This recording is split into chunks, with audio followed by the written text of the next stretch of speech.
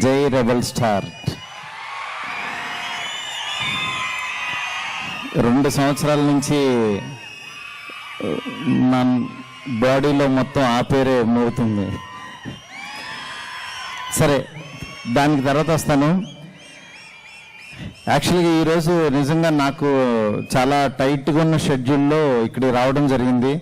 ఎందుకంటే beach pest, Masula beach pest అనేది నేను వీడియో చూసిన తర్వాత రవీంద్ర గారిని కలిసిన తర్వాత చూస్తే చాలా నాకు అసలు బందర్లో ఇంత గొప్ప కార్యక్రమం జరుగుతుంది అంటే ఒక గోవాని తీసుకొచ్చి ఇక్కడ ప్లేస్ చేయడం, అది ఒక 3 రోజుల పాటు ఇది చేయడం అంటే అంత సామాన్యమైన విషయం కాదు. ఇంత ఏర్పాటు చేయడం అంటే ఇది ఇంత బాగా జరగడానికి నిజంగా పొలిటికల్గా వాళ్ళు ఎంత తీసుకున్నా సరే దీనికి చాలా డబ్బు, నెక్స్ట్ శ్రమతో కూడిన వ్యవహారం.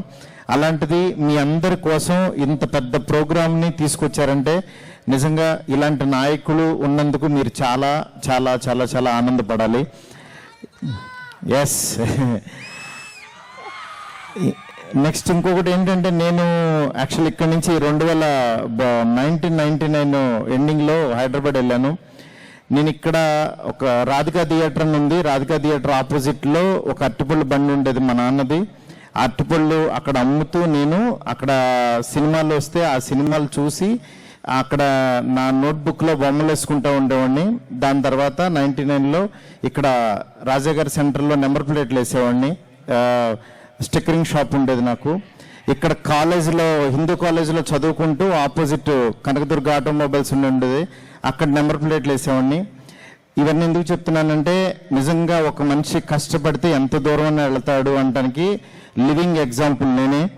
ఎందుకనంటే అంటే ఇవాళ పాన్ ఇండియా 400 crores ఫిల్మ్ తీస్తున్నానంటే దానికి కారణం అంటే ఒక చిన్న అసలు సినిమాలో అసలు చిన్న మామూలుగా అవకాశం వస్తుందా రాదా అని అనుకుంటూ ఉంటారు చాలామంది. కానీ అవకాశం వస్తుంది. ఎందుకంటే అవకాశం అని కాదు, ఇప్పుడు ఇంకా ఆపర్చునిటీస్ చాలా ఉంటాయి. డెఫినెట్గా మీకు ప్రూవ్ చేసుకోవడానికి చాలా చాలా మంచి అవకాశాలు ఉన్నాయి. ఇట్లా వెళ్ళిన వ్యక్తి డెఫినెట్గా సాధించవచ్చు. ఇదే బీచ్లో నేను మా ఫ్రెండ్స్ ఒకసారి వినాయకుడిని, ఇక్కడ నాకు ఒక బ్యాడ్ మెమరీ ఉంది, అదే నా అదృష్టం కూడా. యాక్చువల్గా వినాయకుడిని తీసుకుని అలా లోపలికి వెళ్ళిపోయాం, నిమజ్జనానికి వెళ్ళిపోయి మళ్ళీ బయటకు రాలేకపోయాం. 3 ఉంటే ఎవరు కాపాడారో ఆ రోజు. నిజంగా మళ్ళీ ఈ బీచ్లో ఫెస్టివల్ జరగడం, మళ్ళీ ఇక్కడ నేను మాట్లాడటం, ఒక సెలబ్రిటీగా రావడం అనేది నిజంగా నా అదృష్టం. ఇలాంటి ఫెస్టివల్స్ డెఫినెట్గా మళ్ళీ జరుగుతాయి. నా వైపు ఏదన్నా చేయాలంటే డెఫినెట్గా నేను చేస్తాను. ఈరోజు నేను కనపడుతున్నాను, కానీ ఇంకా ఇండస్ట్రీలో బందర్ వాళ్ళు చాలామంది ఉన్నారు, మంచి కళాకారులు ఉన్నారు, ఆర్టిస్టులు ఉన్నారు, టెక్నీషియన్స్ ఉన్నారు. నేను ఎక్కడికి వెళ్ళినా సార్ మాది బందరే సార్, మేము సో ఊరని చెప్తూ ఉంటారు, అభిమానంగా పలకరిస్తుంటారు. నిజంగా మీ ప్రేమ అభిమానాలు ఇలాగే ఉండాలి.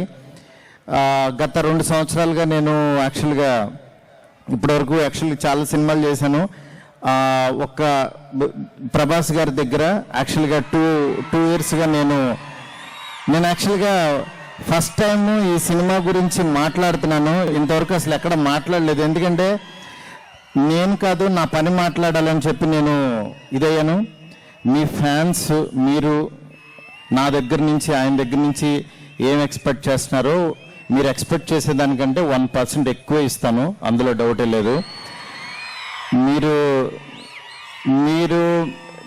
మీరు మీ మాటలు కానీ యాక్చువల్గా అంటే మీరు ఆయన పట్ల చూపించే ప్రేమ, డెఫినెట్గా నా ప్రేమ ఏంటో కూడా మీరు చూస్తారు. జూన్ 16th టీజర్ లాంచ్ చేస్తున్నాము.